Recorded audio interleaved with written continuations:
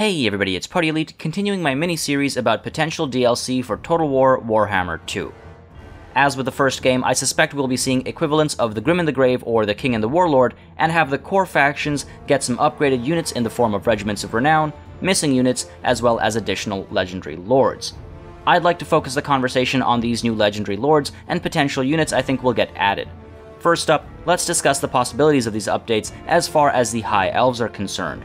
We've had something of a dry spell with High Elf info lately, so why not give them some love? First of the new legendary lords, I think we're likely to see the Shadow King Eltharion. Eltharion has a very interesting background. Though he is the ruler of the kingdom of Nagaraith, from whence the Dark Elves came, he and his people were those that pledged allegiance to the High Elves when the nation was being torn asunder. When the noble line of House Anar pledged allegiance to the Phoenix King, many Nagarithi joined them, and due to their position, they were the first to face the wrath of Malekith.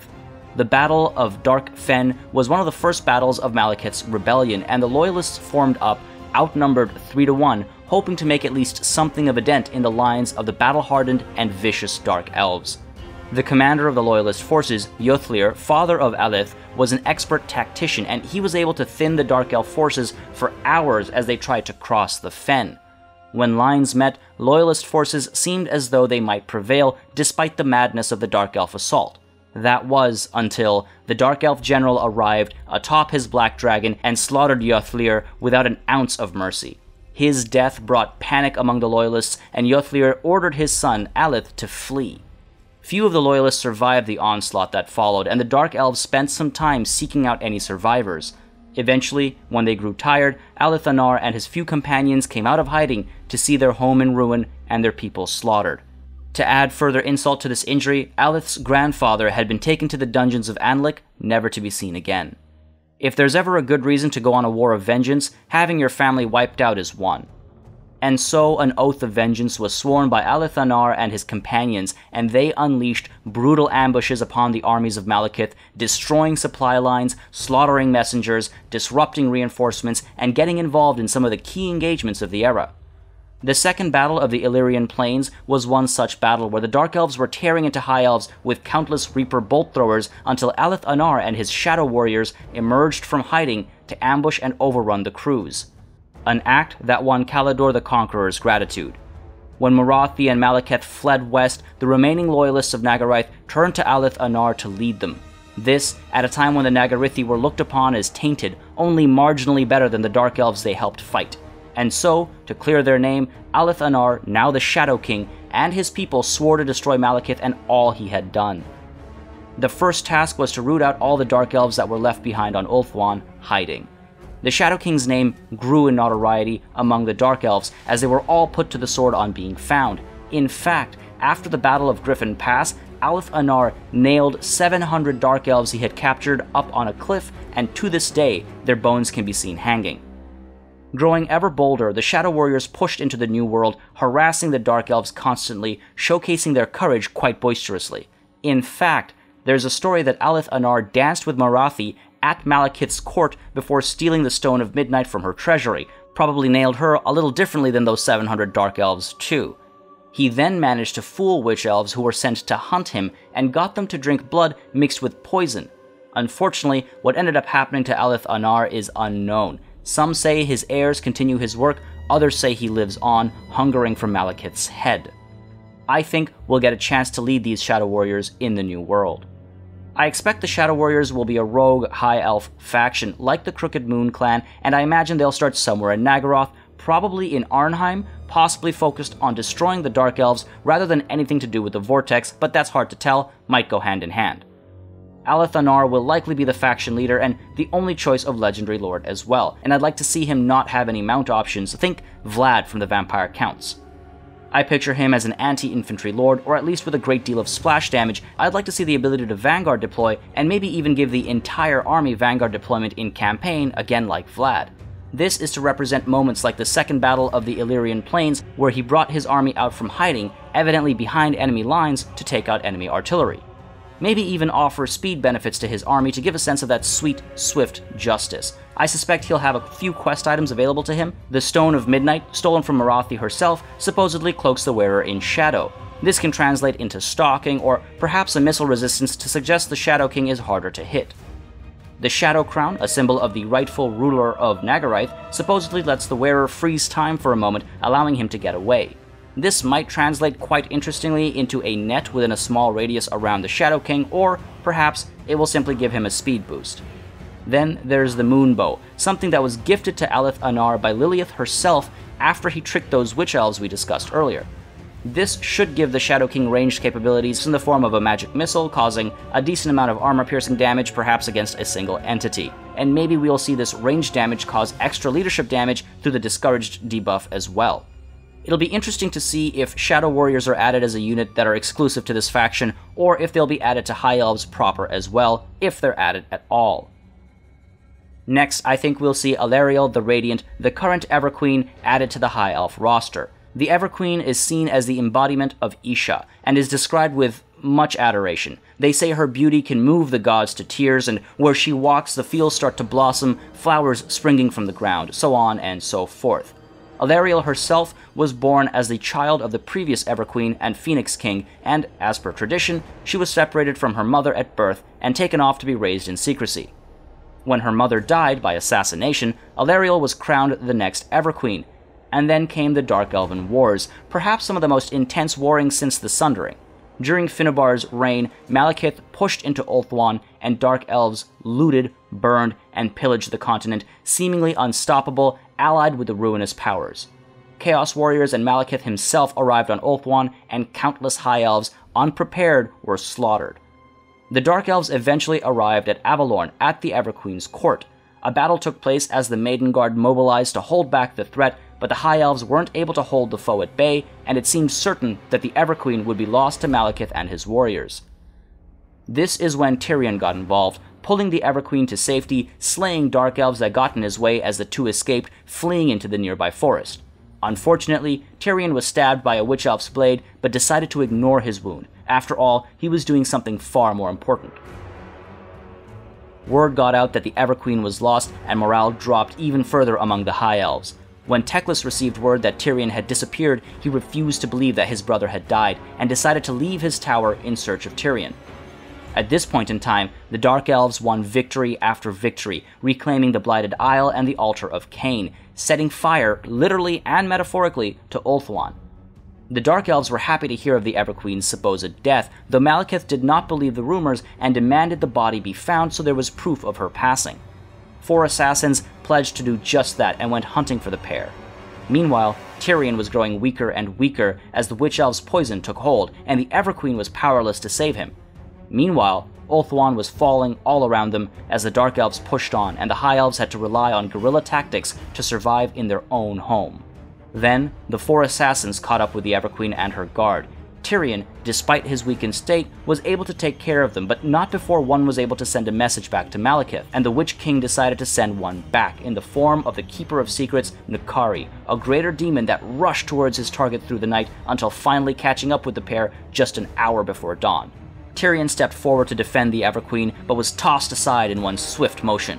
When all seemed lost, Teclis arrived to save the day, knocking the greater demon back before banishing it, and then turning his attention to Tyrion, barely managing to bring him back from certain death.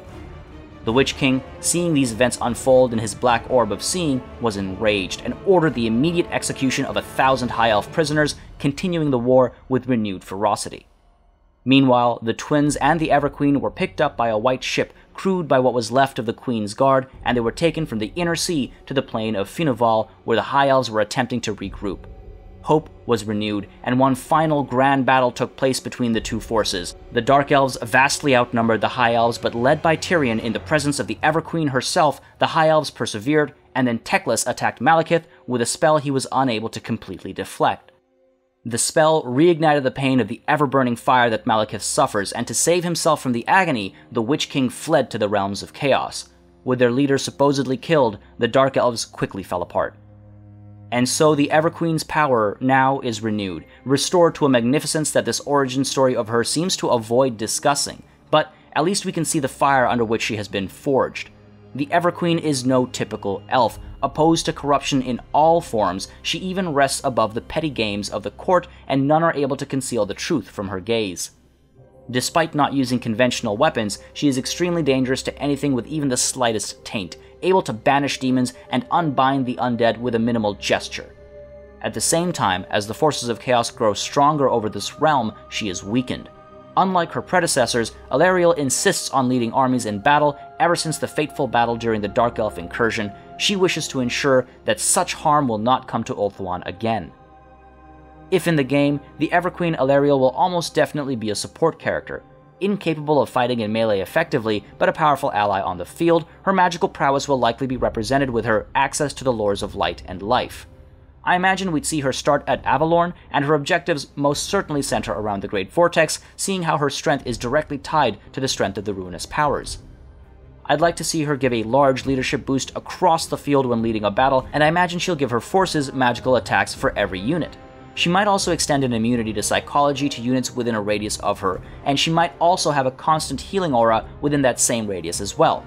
I suspect she'll have a few quest chains as well. The Shield Stone of Isha would give her damage resistance, or might be used to provide a unit with damage resistance instead. The Star of Avalorn, which should act as a healing ability, allowing her to heal a unit as if using Earthblood without actually using any Winds of Magic. And finally, the Stave of Avalorn will probably just be an ability that increases power recharge rate when active, or a passive that constantly does so instead. It'll be interesting to see if her inclusion brings handmaidens with her as well, considering they go hand in hand, pun not intended.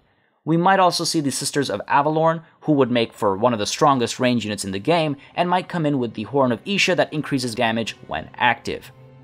There is some chance that one of the legendary lords would be Eltharion the Grim instead. A pretty important lord, to be sure, as the first High Elf to ever lead a successful raid against Naggarond and return. He'd definitely have Stormwing, his griffin, as a mount, the same he used to ride down Dark Elf garrisons on his path to Naggarond, and he did work with Shadow Warriors in his inward push as well. During the raid, Naggarond was set alight, but while falling back, Eltharion was struck by a Witch Elf's blade, a common theme with elf-on-elf violence, and by the time they arrived back home at Trace, Eltharion was supposedly breathing his last. His lieutenants laid him in his tent, knowing he would be dead by dawn. Instead, he had a vision of his dead father, warning him about a goblin invasion led by the warlord Grom alongside a dangerous shaman, and providing him with some plot armor that saw him wake up, cured of the poison, and with Fang's sword, the family heirloom, by his side. This drove Eltharion with a sense of duty and destiny, and though his troops were shocked to see his state, they happily followed him on his quest to avenge his father and lands when he told them of his vision. When they arrived at Yvresse, they saw the High Elves faltering at every turn as they tried to defend the city, while the goblin shaman flew atop a wyvern, casting profane magics. As commander, Eltharion led his troops from the front, ordering a small group to secure the Warden's Tower and the Watchstone of Tor Yvresse, and charging himself with dealing with the shaman. Atop Stormwing, he headed straight for the shaman, deflecting the goblin's magic, engaging the wyvern with his own griffin. Eltharion was almost defeated, but before the shaman could cast one last lethal spell, those under Eltharion's command managed to secure the Warden's Tower and made the invocation of ending, cutting off the winds of magic and giving the Elf Lord a chance to take the shaman's head. The goblins faltered and fled, but rather than celebrate, Eltharion and his elves rushed to look at the Watchstone and calm the vortex. Only Eltharion emerged alive. It is uncertain exactly what happened there, but since then, Eltharion was known as Eltharion the Grim, for not even being elected Warden of Tor Yvresse or the cheering of his people could bring a smile to his face. While it's possible we'll get Eltharion as well, I think it unlikely he'd replace either of the two lords I outlined in more detail. The Shadow King gives us an interesting variation with starting on Naggaroth, and while Eltharion did raid Naggarond, his story ends with his return. Both characters do involve the use of Shadow Warriors, but it'd seem strange to get Shadow Warriors without their Shadow King. And the Everqueen is also, I would argue, a more important and interesting character. She's more likely to give faction-wide and map-wide buffs on campaign and in battle, and gives us an additional support lord. If we do see Eltharion, he'd either start in Naggaroth or at Tor Yvresse, and he is most certainly tied to the security of the Vortex. His quest items will include the Fang Sword of Eltharion, the Helm of Yvresse, and the Talisman of Hoeth, giving him better weapon damage and armor piercing, potentially, while the Helm will greatly increase his armor and damage resistance, and I suspect the Talisman might even give him magic resistance or affect the winds of magic in some way or another. who do you think we're likely to see with the High Elf roster update? When a race has been around for so long, there are plenty of interesting options, but these seem the most likely to me as they tie in nicely to some of the missing units in the roster as well. What regiments of renown do you think we'll see? Think I missed an important detail? Let me know in the comments below. As for the Dark Elf roster update, that will most certainly be a mirror to this. We'll discuss that in the next video. And as always, I'd like to say thank you for watching, and if you'd like more Total War content, make sure you subscribe to this channel for an endless flow of battles, let's plays, news, and constant speculation.